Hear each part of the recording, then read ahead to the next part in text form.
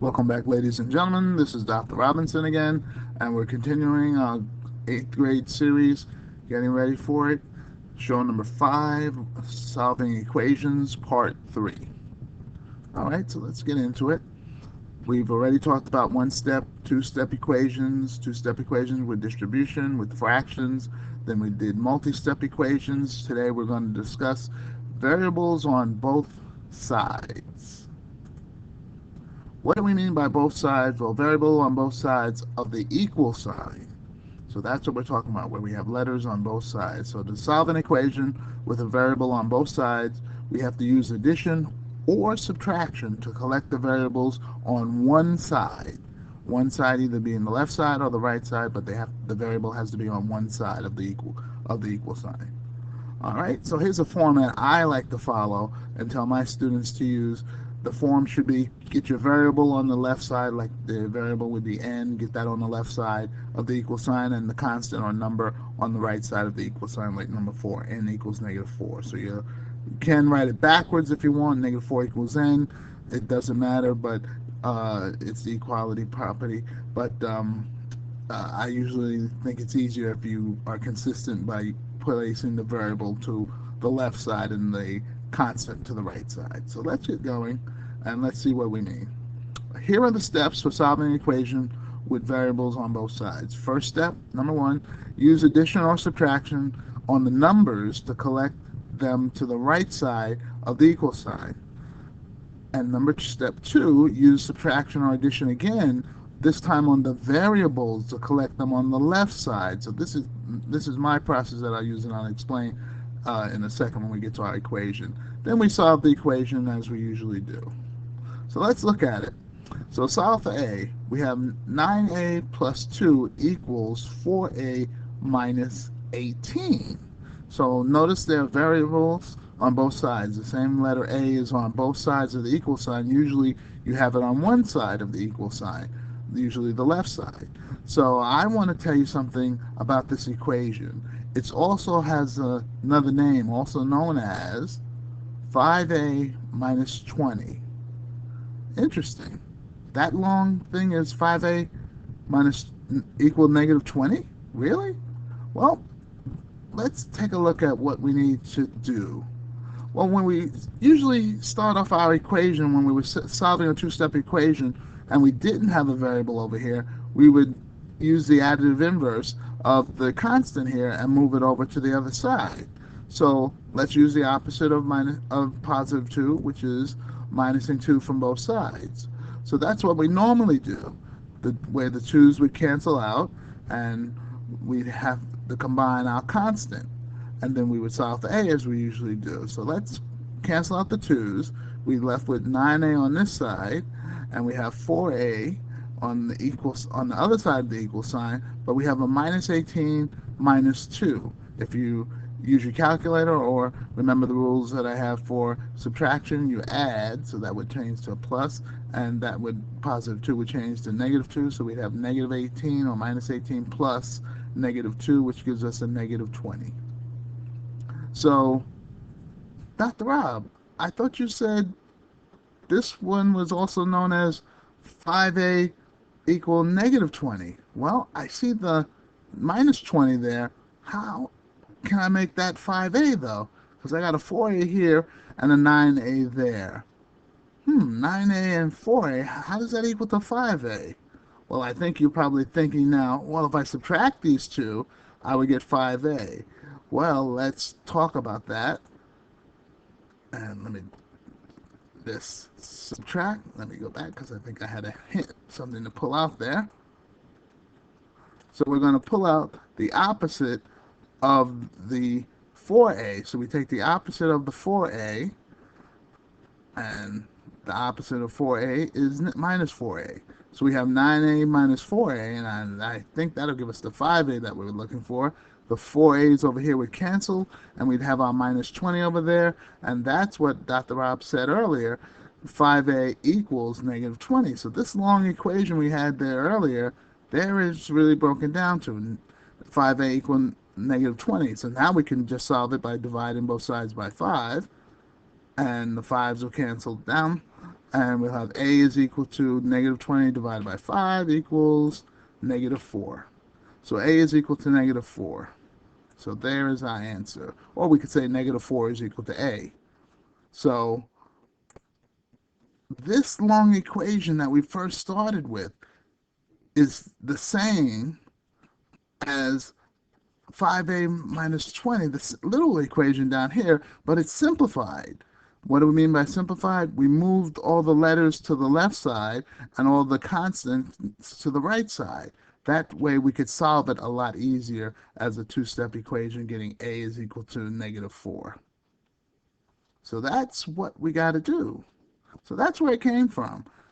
So it's nice if we had time to talk about splitting up this 5a. We can make it other equations would look even longer than this, but it's simplified down to this little equation. It's amazing how they can do the things that they do with algebra.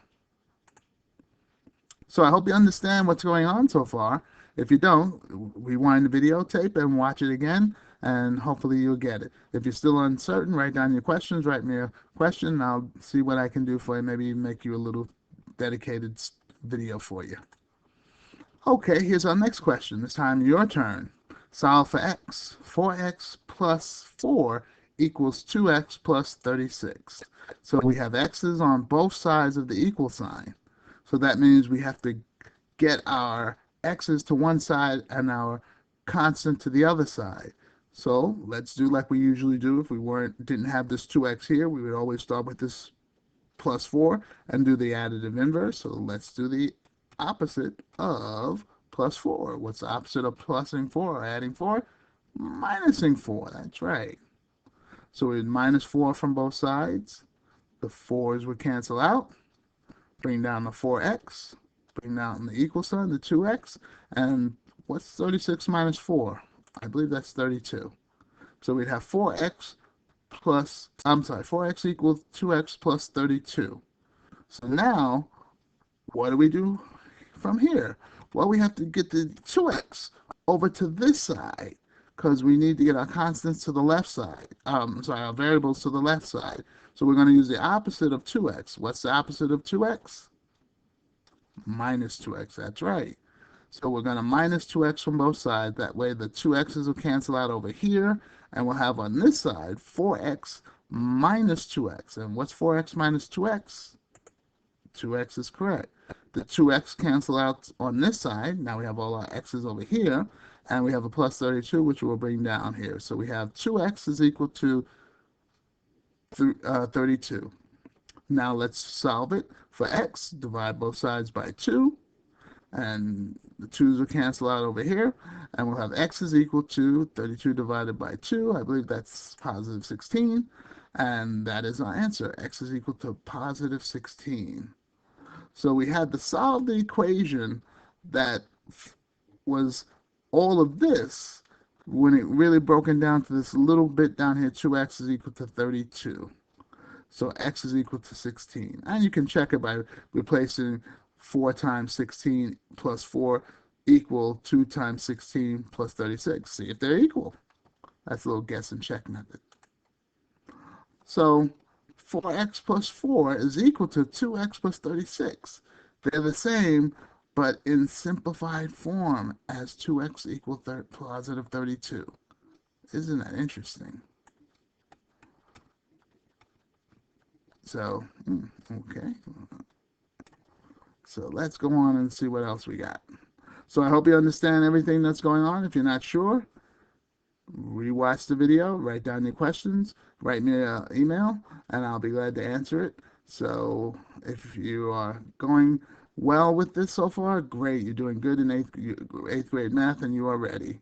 So here's one with parentheses. Solve for n. 2n is equal to 4 parentheses n minus 8. Well, parentheses. I believe that means multiply. Yes, that's right. The distributive property. What do you mean by the distributive property? That means you got to multiply the 4 times whatever's inside the parentheses. You're distributing the 4. 4 times n will be part of the distribution. Then you got to multiply the second part. This green arrow goes to 4 to the minus 8. So 4 gets multiplied by minus 8. So now let's clean this up a little bit. 4 times n is 4n. 4 times minus 8 is minus 32. So what do we got hiding over here? Use the opposite of 4n. Why, Dr. Rob? Because you got a 4n on this side and you got a 2n on that side. Normally we have numbers over here we'd have to move over, but there is no number. So we got to move the n to the other side. That way we'll have all our letters to the left side. So let's move the 4n to the other side by using the opposite of it. What's the opposite of 4n? Negative 4n is correct. So negative 4n on both sides. 2n minus 4n.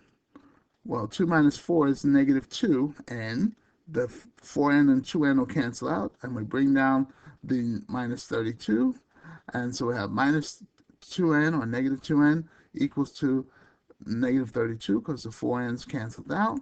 Divide that by negative 2, that way the negative 2's will cancel out, and we'll have n is equal to, negative 32 divided by negative 2. Well, the same signs when we divide are negative, and 32 divided by negative 32 divided by 2, I believe that's 16 again. Positive 16. This is like the same equation we did a little while ago. So all of this with the parenthesis is really negative 2n equal to negative 32. So n is equal to 16. And you can put even 16 in here. 2 times 16 is equal to 4 parenthesis 16 minus 8. See if it equals. So do a little guess and check with your answers. So I hope you're understanding that, and that one had parentheses that time, so make sure you remember the distributed property, or go watch my other video where we did the distributed property. So if you're uncertain, write down your questions and bring them in. I have a challenge problem for my 8th grade students who are getting ready for math and the upper level, so I want to see if you can live up to my challenge. So, what do we got here? Solve for D. 1/2 parenthesis 4D minus 2 equals D plus 5. Fraction and parenthesis, and you got a D on the other side. I'll give you 3 minutes and 1 second. You can pause the tape and meet me at the webinar and let me know, or write me a note, and I'll be glad to tell you what the answer is. Hopefully you can figure it out for yourself. But guess what? I have another question for you, another challenge question. G is equal to, solve for G, 6 parenthesis G plus 3 equals negative 2 parenthesis G plus 31. So again, I give you 3 minutes and 1 second to solve it. So those are my 2 challenging problems for you to do. So we have just finished variables on both sides. So that looks like it's it, right? Well, let me scroll down a little bit and talk to you about something called equations now that are special cases. Special cases? What are you talking about, Dr. Robinson?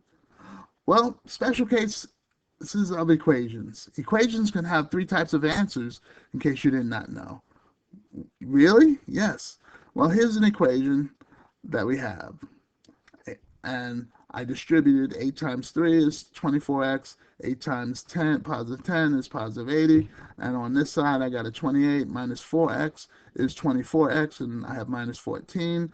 Then I'll bring the minus 80 over there, and I'm sorry, I'll get rid of the 24, subtract, bringing my x's over first, minus 24x minus 24x.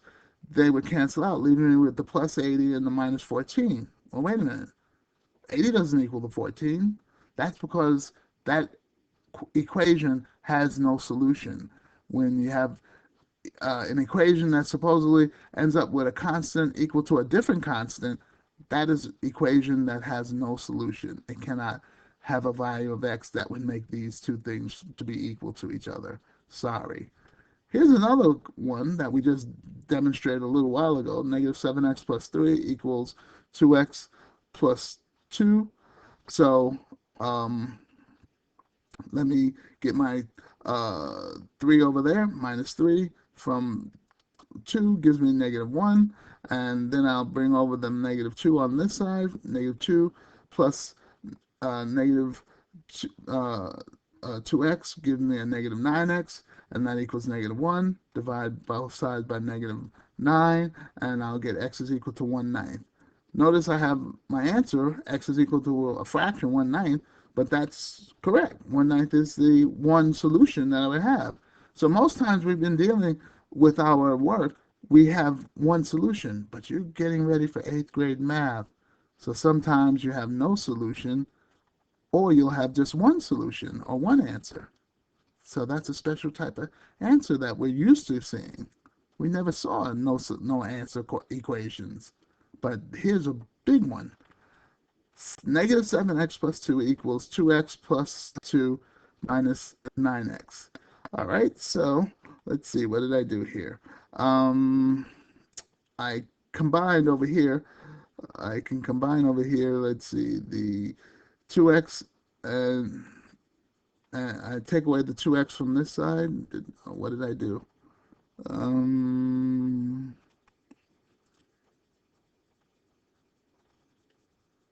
Okay, I see I subtracted 2 from both sides. So minus 2 from both sides. Minus 2 from here. That would cancel out. So now the -2, the plus 2 is gone. So the 2 is canceled out, leaving me with the 7x and the 2x minus 9.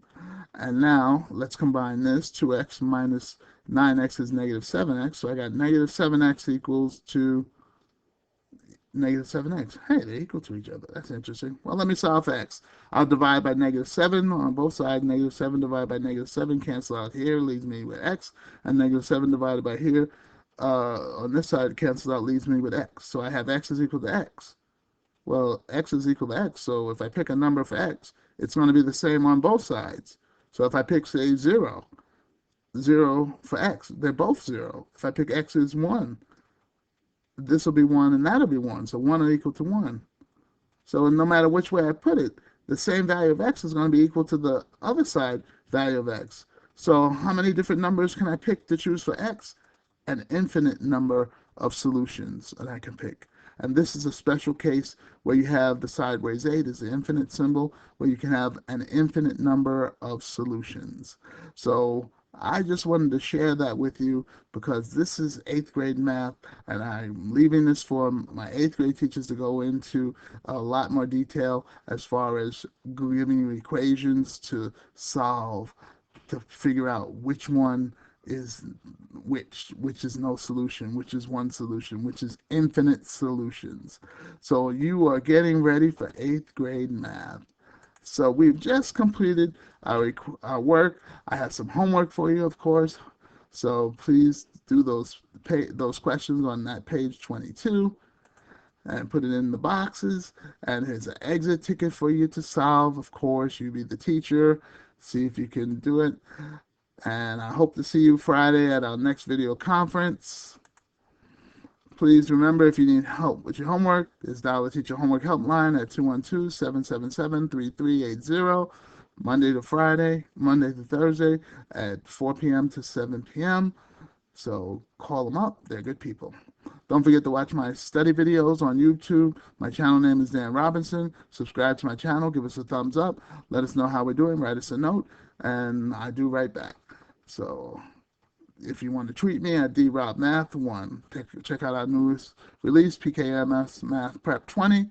Good movie. I think you'll like it. Don't forget to watch our show Math Time on Tuesdays at 4:30 p.m. to 5 p.m. on Optimum Cablevision and Peekskill on Channel 15. Nice show. If you want to study with me, or you would like some worksheets on the information we've done, just write me at drobinson@peekskillschools.org. So I hope you enjoyed the video and got something out of it. It was great working with you, and I believe, let me just correct this number, that was part 3 of solving equations, getting you ready for 8th grade math. This is Dr. Robinson signing off. See you next time. Bye-bye.